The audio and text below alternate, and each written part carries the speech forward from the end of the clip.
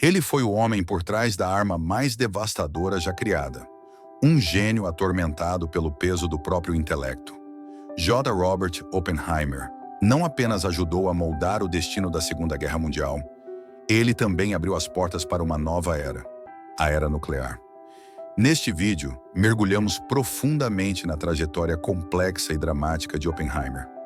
Da infância em uma família culta de Nova York às salas secretas do Projeto Manhattan, onde a ciência e a ética colidiram como nunca antes na história humana. Entre conquistas científicas e tormentos morais, sua história nos obriga a refletir. Até onde o conhecimento pode nos levar e qual o preço de cruzar essa linha? Acompanhe uma narrativa intensa, filosófica e histórica sobre a formação de um dos maiores físicos do século XX, os bastidores do desenvolvimento da bomba atômica, os dilemas éticos e políticos que o perseguiram até o fim da vida, o legado sombrio e grandioso deixado por Oppenheimer. Vai já se inscrevendo no canal, deixa seu like e ativa o sininho, porque agora vamos começar uma viagem profunda pela história de um dos nomes mais impactantes do século XX, J. Robert Oppenheimer. Primeira infância e formação de um gênio. Nos tempos antigos da virada do século XIX para o XX, em meio à agitação crescente de uma América que despertava para a modernidade, nasceu em Nova York, no ano de 1904, um menino cuja mente se tornaria tão vasta quanto o universo que ele mais tarde buscaria compreender. Seu nome era Julius Robert Oppenheimer, um nome que o tempo gravaria para sempre nas páginas mais sombrias e fascinantes da história da humanidade. Nascido em um lar de conforto e cultura, Robert veio ao mundo envolto não em ouro, mas em livros, arte e música. Seu pai, Julius Oppenheimer, era um rico importador de tecidos e um homem de negócios bem-sucedido, de origem judaica-alemã. Sua mãe, Ella Friedman, era uma artista, professora e pianista culta, que preenchia a casa com o aroma do conhecimento e a beleza da expressão criativa. O lar dos Oppenheimer era uma ilha de refinamento intelectual no coração de Manhattan, onde quadros de Van Gogh e Cézanne adornavam as paredes, e onde os jantares eram regados a discussões filosóficas mais do que a vinho. Desde muito cedo, o jovem Robert se destacava não apenas por sua inteligência, mas por sua sensibilidade profunda e solitária. Era uma criança frágil, magra, introspectiva, de fala mansa e olhar distante, quase sempre absorto em pensamentos que pareciam não pertencer à sua idade. Aos poucos, seus tutores, professores e até mesmo seus pais compreenderam. Havia algo incomum naquele menino, algo quase incômodo em sua intensidade. Ainda muito jovem, desenvolveu um fascínio quase devocional por minerais, colecionando pedras e estudando suas propriedades com um rigor quase alquímico. Seu amor pela ciência nasceu como uma centelha silenciosa, alimentada por livros de química, física e astronomia que ele devorava em silêncio absoluto, muitas vezes esquecendo de comer ou dormir. Mas seu espírito não se restringia ao mundo dos átomos. Ele também mergulhava em Shakespeare, em poesia sânscrita e na filosofia dos antigos. Em sua mente, o mundo natural e o mundo das ideias conviviam em harmonia estranha e perfeita. Quando chegou o tempo dos estudos superiores, a escolha foi inevitável. Harvard. Lá ele se destacou como um prodígio. Não apenas se formou em tempo recorde, mas o fez com distinção em quase todas as disciplinas que tocava: química, filosofia, literatura francesa, grego, latim e física.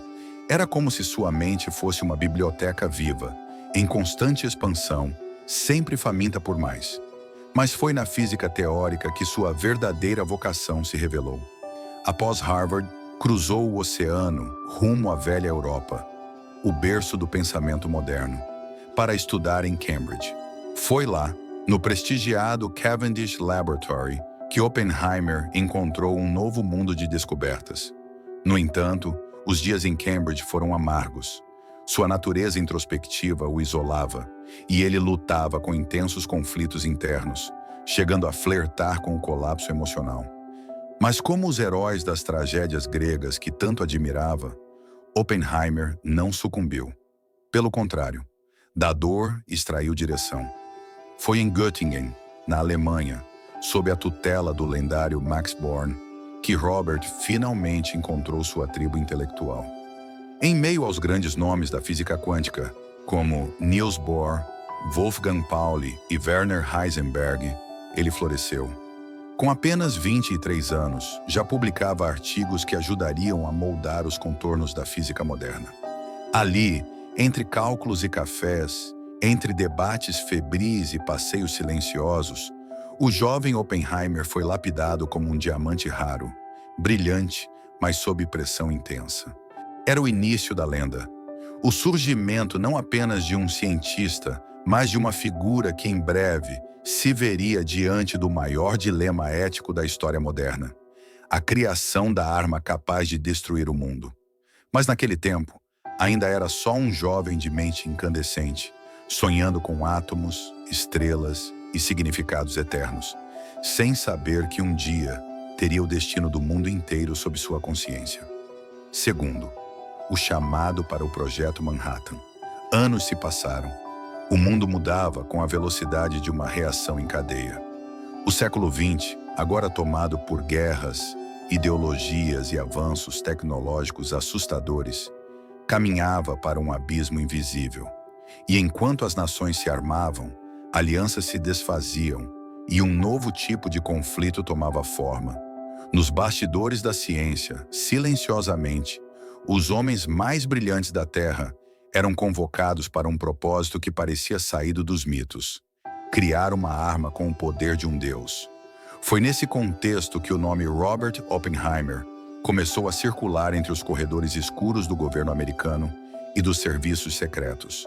Não apenas por sua genialidade, que já o tornava lendário entre os físicos, mas por sua capacidade de liderança, sua visão filosófica e sua inquietação moral. Era um homem que compreendia os átomos, mas também os homens, e isso o tornava perigoso e indispensável. A guerra contra o eixo já estava em curso, e rumores de que os nazistas poderiam desenvolver uma bomba baseada na fissão do urânio preocupavam os aliados. Era preciso agir, e agir depressa. Nascia então o Projeto Manhattan, uma iniciativa secreta, ambiciosa, quase mitológica.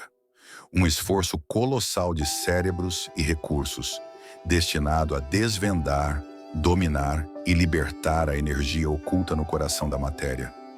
Foi nesse cenário que Oppenheimer recebeu o chamado. E como nas antigas histórias de heróis que não escolhem seus destinos, mas são escolhidos por eles, ele aceitou. Não havia precedentes, nenhum mapa, nenhum manual. Apenas a promessa de um poder absoluto e o risco de um fim total.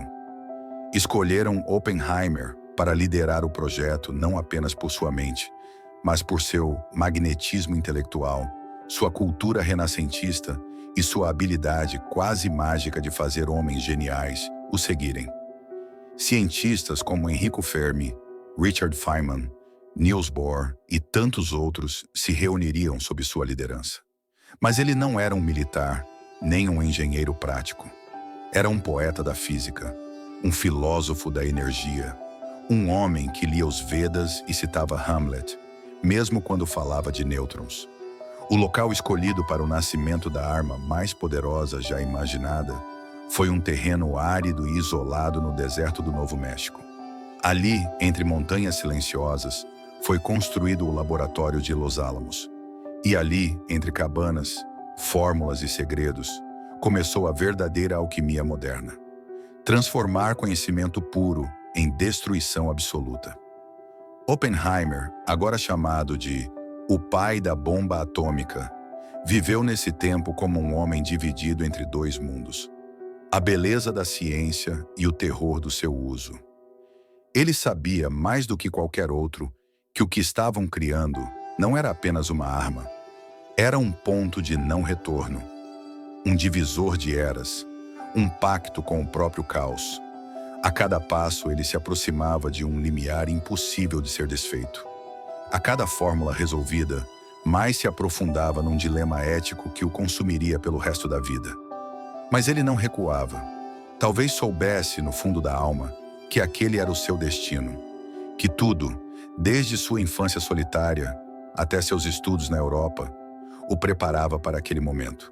E assim, no silêncio do deserto, com as estrelas como únicas testemunhas, o mundo começou a mudar. Invisivelmente, irrevogavelmente. O dia da explosão ainda não havia chegado, mas o relógio do mundo já estava em contagem regressiva.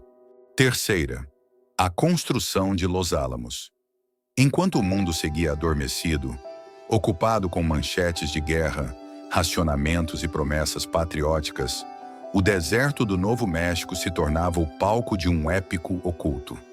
Lá, onde o vento sussurrava nas pedras e o céu parecia tocar a terra com uma calma milenar, homens e mulheres começaram a construir algo nunca antes tentado. E no centro de tudo, como um arquiteto do invisível, estava ele, Oppenheimer. Não houve anúncio, não houve bandeiras, apenas silêncio, ordens codificadas e uma urgência que crescia como uma tempestade invisível. O local escolhido, batizado de Los Álamos, era isolado o bastante para ocultar segredos e vasto o suficiente para abrigar mentes inquietas que carregavam o peso do futuro sobre os ombros. Oppenheimer conhecia o deserto. Desde jovem, buscava ali refúgio para pensar. Havia algo no vazio, na imensidão árida e sem distrações, que o ajudava a ver com mais clareza, tanto a física quanto a alma humana. Era como se o universo lhe falasse melhor entre as rochas e os catos do que nos corredores lotados de Harvard ou Göttingen. E foi ali que ele decidiu que erigiria não apenas um laboratório, mas uma cidadela do pensamento, um santuário oculto da razão e da potência. Em poucos meses, barracões foram erguidos. Torres de vigilância surgiram no horizonte. Equipamentos vieram transportados em caminhões que cruzavam as estradas sob vigilância militar. Famílias inteiras foram transferidas para aquele lugar remoto, sem saber ao certo no que estavam se envolvendo. Havia segredos em cada parede, códigos em cada conversa, tensão em cada olhar. Los Álamos se transformou em um microcosmo do mundo que se anunciava. Um lugar onde gênios dividiam refeições simples enquanto calculavam como dividir o átomo. Homens e mulheres brilhantes, muitos ainda jovens, viviam ali confinados, trabalhando dias e noites sobre equações, teorias, explosivos e probabilidades apocalípticas. Mas não se enganem, não era apenas um centro de pesquisa, era um campo de batalha filosófico, porque a cada passo dado em direção à conclusão da bomba, crescia o incômodo, o temor, o arrependimento futuro. Oppenheimer, mais do que ninguém, sentia isso. Ele, que lia poesia sânscrita e citava o Bhagavad Gita, dizia a si mesmo que aquela criação seria o fim da guerra, e não o começo de um novo horror. Mas no fundo, mesmo envolto em fórmulas e cálculos, havia dúvidas que o roíam no silêncio da noite. As reuniões se tornavam mais tensas, os cálculos mais obsessivos. Era uma corrida, não apenas contra os nazistas, mas contra o próprio tempo. Cada segundo contava, e naquele deserto, onde tudo parecia parado há milênios, a humanidade corria com uma velocidade nunca vista. E Oppenheimer, o condutor dessa orquestra invisível, cada vez mais se afastava do homem que fora, do garoto silencioso de Nova York, do estudante sonhador de Göttingen. Agora ele era o diretor de um projeto que colocava em suas mãos não apenas os destinos das nações, mas o próprio curso da história humana. O nascimento de Los Álamos foi o nascimento de um novo mundo. Um mundo onde a ciência deixava de ser apenas busca por verdade e passava a ser instrumento de poder. O paraíso do conhecimento tornava-se, lentamente, uma usina de pesadelos. E o relógio avançava. A fórmula estava quase completa. A Terra, como que contida em um fôlego, aguardava o momento em que, pela primeira vez, a humanidade tocaria o fogo reservado apenas aos deuses. Quarto, o primeiro teste, Trinity. No deserto de Jornada del Muerto, onde séculos antes homens cruzaram a vastidão em busca de ouro e redenção, preparava-se agora o mais temido despertar da história humana. Não era mais a era da pólvora, das espadas ou dos impérios. Era a era do átomo. E ela estava prestes a nascer, não com palavras, mas com uma luz que cegaria os céus e calaria os deuses. O nome dado ao teste era irônico em sua escolha e profundo em sua essência: Trindade. Um nome sagrado extraído da poesia de John Donne, que falava da súplica de uma alma pela redenção violenta de seu criador. Para Oppenheimer, que mergulhava tanto na ciência quanto na literatura, não era uma escolha casual. Era uma confissão velada. Ele sabia, em algum lugar profundo de sua consciência, que o que prestes estavam a fazer era cruzar o umbral do sagrado e do profano, da criação e da ruína. A madrugada de 16 de julho de 1945 amanheceu como qualquer outra naquele pedaço esquecido do Novo México. Mas não era um dia comum. Às 5 horas, 29 minutos e 45 segundos, o tempo foi dividido em dois. Os preparativos haviam sido meticulosos. Torres foram erguidas, sensores posicionados, cientistas ocultos em bunkers a quilômetros do epicentro. Alguns temiam que o próprio ar se incendiaria e a terra fosse engolida em chamas. Outros, mais frios, apenas aguardavam a confirmação de seus cálculos. O silêncio antes do estouro era quase sagrado. Era o silêncio de um mundo que ainda não conhecia seu novo reflexo. E então, aconteceu. O céu explodiu em um clarão branco, maior do que qualquer pôr do sol já testemunhado. Uma bola de fogo ergueu-se para os céus como uma flor infernal, e uma nuvem em forma de cogumelo, até então inexistente no vocabulário humano, foi esculpida no ar com violência e perfeição.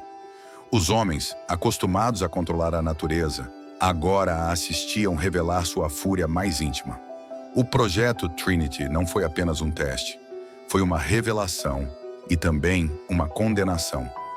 Oppenheimer, ao ver o clarão engolir o céu, não sorriu. Não comemorou. Não se levantou em triunfo.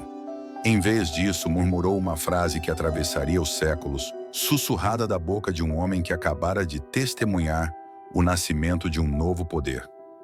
Agora me tornei a morte, o destruidor de mundos. Bhagavad Gita, capítulo 11. Não era teatro, era dor, era lucidez. Era o eco final da inocência humana se desfazendo ao som de uma onda de choque. A explosão foi ouvida a mais de 160 quilômetros de distância. A terra tremeu, a areia se vitrificou e, acima de tudo, uma verdade se estabeleceu. Nada seria como antes. Os cientistas, muitos deles movidos pelo medo do avanço nazista, agora se perguntavam se haviam criado um monstro que não podia mais ser contido. A ciência ultrapassara a filosofia. O saber havia ignorado o juízo. E o poder estava, pela primeira vez, totalmente disponível e perigosamente ao alcance dos homens. O teste foi um sucesso técnico, mas foi também um fracasso espiritual. Los Alamos jamais seria o mesmo. Oppenheimer, embora respeitado como gênio e reverenciado como líder, começava a carregar algo mais pesado que qualquer fórmula: o fardo da consciência. Ele havia cumprido sua missão. Mas como os antigos titãs que roubaram o fogo dos céus, sabia que o preço seria alto. E logo, muito em breve, as chamas de Trinity se repetiriam, mas não mais como teste, não mais no deserto. Seriam lançadas sobre cidades, sobre inocentes, sobre a própria humanidade. O tempo da contemplação havia acabado. O tempo da destruição havia começado. 5. Hiroshima e Nagasaki. O dia em que o sol caiu. Poucas semanas após o despertar de Trinity, o mundo ainda caminhava sem saber que algo havia mudado para sempre. A guerra no Pacífico se arrastava com brutalidade. Os generais, os estrategistas, os presidentes, todos já haviam lido os relatórios. O que era antes uma hipótese, agora era um fato. O homem detinha o poder de destruir cidades inteiras em um único gesto. E assim, sem cerimônia, com a frieza burocrática dos comitês de guerra, o plano foi traçado. A decisão não foi tomada com lágrimas ou hesitação. Foi tomada como se fosse mais uma movimentação num tabuleiro de xadrez, ignorando que as peças agora eram almas humanas. 6 de agosto de 1945. Hiroshima. O dia amanheceu comum. Crianças caminhavam para uma escola, trabalhadores se deslocavam em bicicletas. Os sinos das fábricas começavam a soar. Às 8h15 da manhã, o avião Enola Gay cortou o céu como um presságio. Em seu ventre metálico, carregava uma arma batizada ironicamente de Little Boy, um nome pueril para algo tão infernal. Em segundos, o coração da cidade foi obliterado. A luz, uma luz branca, insuportável. O calor, capaz de fundir ossos à sombra. O som, tão alto que muitos jamais ouviriam outra coisa. Em instantes, mais de 70 mil vidas se apagaram. Não por escolha, não por combate, mas por estarem ali. O sol havia caído, e com ele o véu da civilização. 3 dias depois, Nagasaki. Uma cidade diferente, mas com o mesmo destino. Dessa vez a bomba tinha outro nome, Fat Man. Outro nome inofensivo. Outra explosão que redefiniu a palavra tragédia. O que aconteceu nessas cidades jamais poderá ser medido apenas em números. Não são apenas mortos. São memórias queimadas. São sombras impressas no concreto. São ecos que ainda hoje vibram no vento. É a redefinição do que significa poder. Não mais como domínio, mas como abismo. E Oppenheimer, ele não apertou o botão, não lançou a bomba, mas sabia, com clareza cortante, que seu trabalho tornara aquilo possível. Quando se encontrou com o presidente Truman dias depois, tentou expressar o peso que carregava. Senhor presidente, sinto que tenho sangue nas mãos. Truman, incomodado, não respondeu com compaixão. Disse apenas a seus assessores que nunca mais queria ver aquele homem. Porque, no fundo, Oppenheimer era o espelho que nenhum deles queria encarar.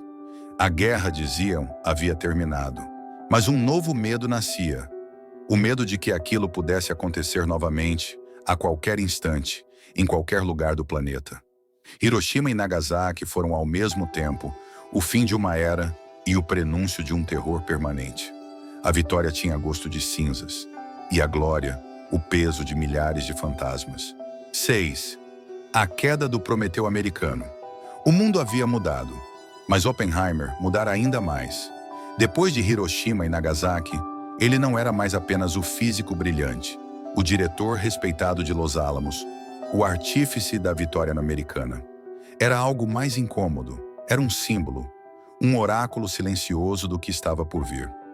Um homem que, tendo visto o futuro, já não conseguia mais falar como antes, nem sorrir como antes, nem pertencer como antes. Como o Prometeu da mitologia, ele roubara o fogo dos deuses e o entregara aos homens. Mas não havia aplausos para tal feito. Havia medo, havia poder demais em suas mãos, e arrependimento demais em seus olhos. Nos meses que se seguiram ao fim da guerra, Oppenheimer tornou-se uma figura pública ambígua. Era ovacionado por alguns, temido por outros. Era, sobretudo, observado. Começou a se posicionar contra a corrida armamentista. Tentou frear o impulso de transformar o mundo em um arsenal flutuante. Defendeu o controle internacional da energia atômica. Recusou-se a trabalhar na bomba de hidrogênio, a nova aberração que prometia ser ainda mais destrutiva que as anteriores. Mas os ventos haviam mudado. A Guerra Fria surgia como um monstro de duas cabeças. Estados Unidos e União Soviética não buscavam prudência, buscavam supremacia. E Oppenheimer, com suas advertências e seu idealismo tardio, já não era mais útil. Era incômodo, era perigoso. Em 1954, veio o golpe final. Convocado a prestar contas diante do Comitê de Atividades Anti-Americanas, Oppenheimer foi julgado não por crimes, mas por ideias.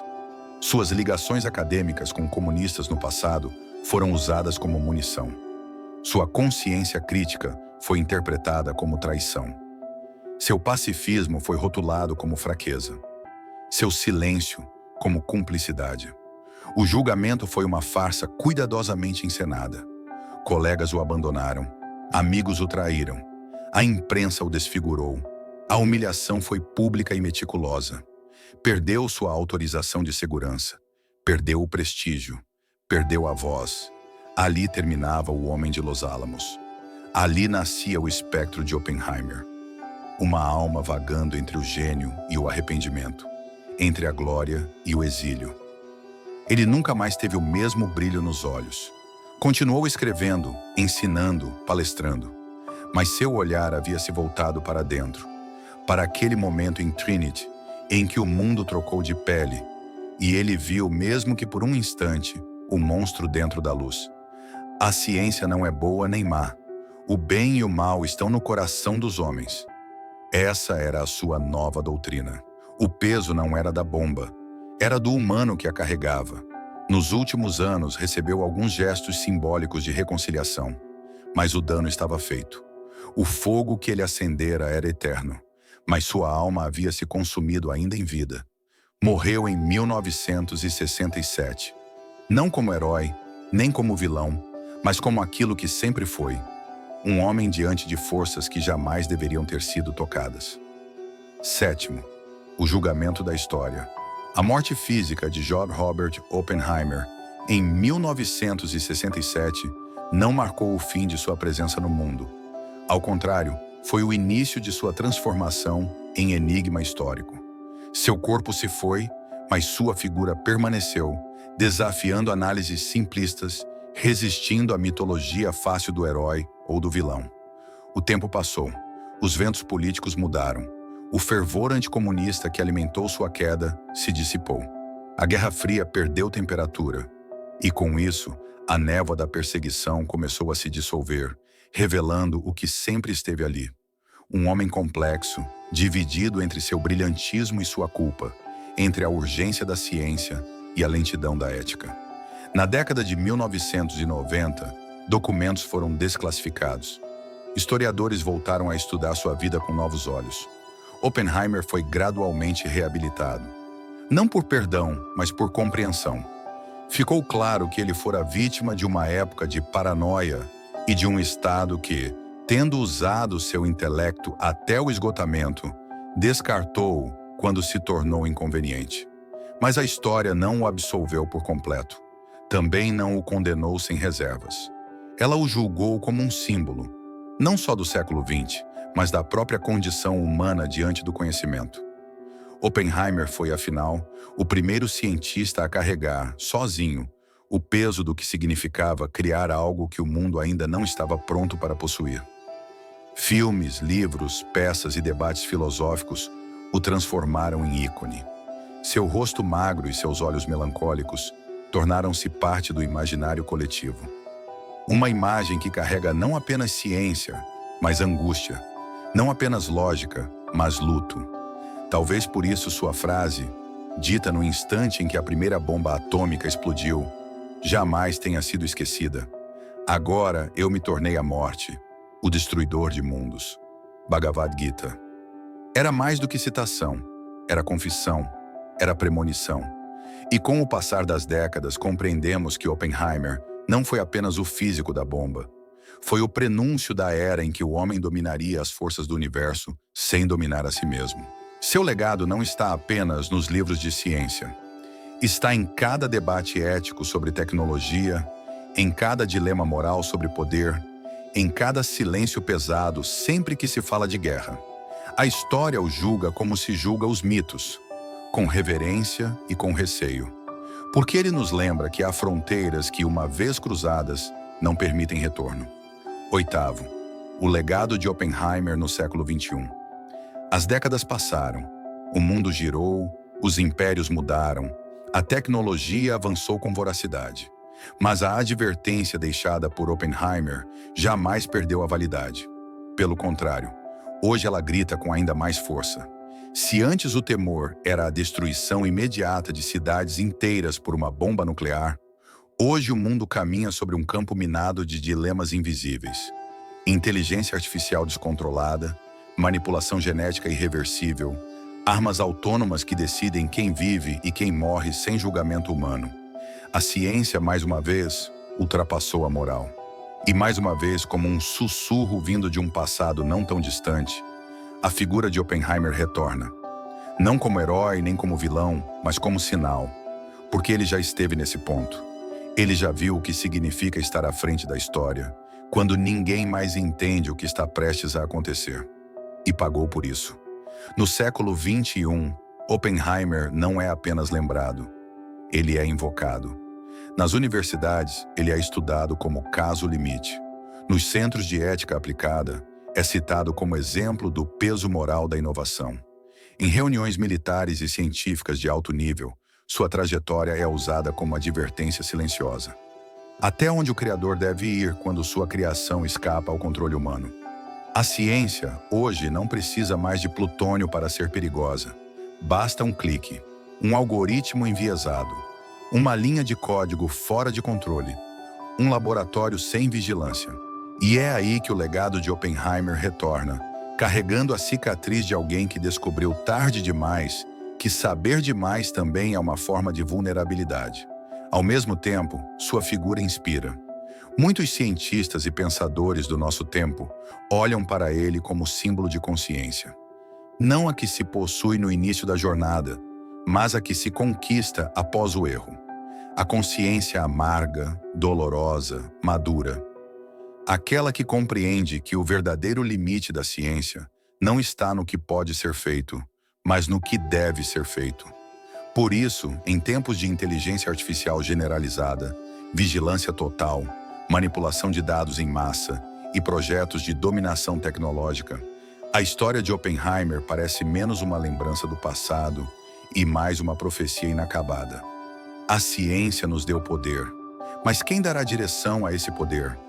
Essa é a pergunta que ele nos deixou e que, até hoje, o mundo ainda não soube responder. Nono, o fardo do conhecimento.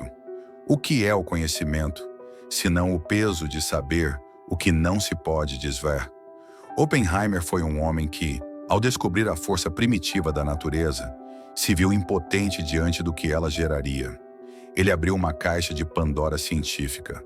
Quando viu a explosão em Trinity, não foi apenas a fúria da física que o assombrou, mas a compreensão de que ele e todos os homens haviam ultrapassado um limite sem retorno. Em sua época, o poder da bomba nuclear era uma força nova, que transformava uma guerra em algo impessoal, monstruoso.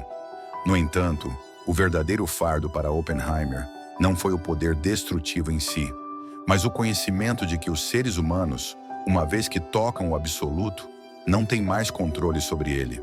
A criação, agora, não depende mais apenas das mãos de seus criadores. A criação, quando se liberta, torna-se uma força autônoma, capaz de destruir o próprio Criador. E essa é a ironia de sua tragédia. Em sua busca por vitória, Oppenheimer deu ao mundo uma ferramenta que, com o tempo, se revelaria mais perigosa do que qualquer inimigo. Mas seu verdadeiro dilema não era o medo de destruir o mundo. Ele sabia que isso poderia acontecer, mas nunca imaginou que ele próprio, com sua genialidade, pudesse estar destinado a ser destruído pela própria mão que modelou o futuro. A grande questão que sua vida levanta, então, não é se o conhecimento deve ser contido, mas se somos capazes de lidar com o fardo de possuí-lo. A bomba atômica foi, em essência, uma metáfora para o conhecimento humano. Poderoso, desafiador, irresistível, mas, acima de tudo, incontrolável. O homem pode entender a teoria, mas uma vez que domina a natureza com seu conhecimento, não consegue mais governá-la. Em muitas formas de pensamento, o conhecimento é libertador. Mas para Oppenheimer, ele se tornou uma prisão. A palavra conhecimento passou a ressoar não como algo a ser celebrado, mas como um peso que ele nunca poderia colocar de volta em sua caixa. É aqui que sua história se conecta com uma questão maior, que não pertence mais a ele, mas à própria humanidade. Estamos prontos para os limites do nosso próprio conhecimento? Essa pergunta não é apenas filosófica, mas visceral. Em cada avanço tecnológico, em cada inovação científica, em cada nova descoberta, Oppenheimer nos lembra: o conhecimento não é apenas poder, ele é também uma responsabilidade, e com ele vem a sabedoria de reconhecer que há coisas que não devem ser feitas, mesmo quando a ciência nos oferece as ferramentas para realizá-las. O fardo de Oppenheimer foi carregar essa responsabilidade. Ele não tinha apenas uma visão do futuro, ele tinha uma visão do abismo. Ele foi o primeiro homem a ver o quanto o mundo poderia ser destruído em uma única centelha. Ele carregou esse fardo até o fim de sua vida, com um peso que ninguém mais poderia imaginar. O que ele deixou não foi apenas uma descoberta científica, mas um dilema existencial. E talvez, por isso, ele será lembrado para sempre. O maior legado de Oppenheimer, então, não foi a bomba, mas a pergunta que ele nos deixou. Como a humanidade lidará com seu próprio poder? Assim encerramos esta jornada pela vida e legado de J. Robert Oppenheimer. A história de um homem que, ao criar a mais poderosa de todas as armas, revelou a fragilidade de nossa própria humanidade. A pergunta continua sem resposta, ecoando nos corredores do tempo. Estamos prontos para o poder que temos nas mãos? Oppenheimer não apenas criou a bomba atômica, mas nos deixou uma reflexão eterna. Estamos preparados para lidar com o que criamos? Se você ficou com alguma dúvida ou reflexão sobre esse legado, deixe seu comentário aqui embaixo. O que você acha?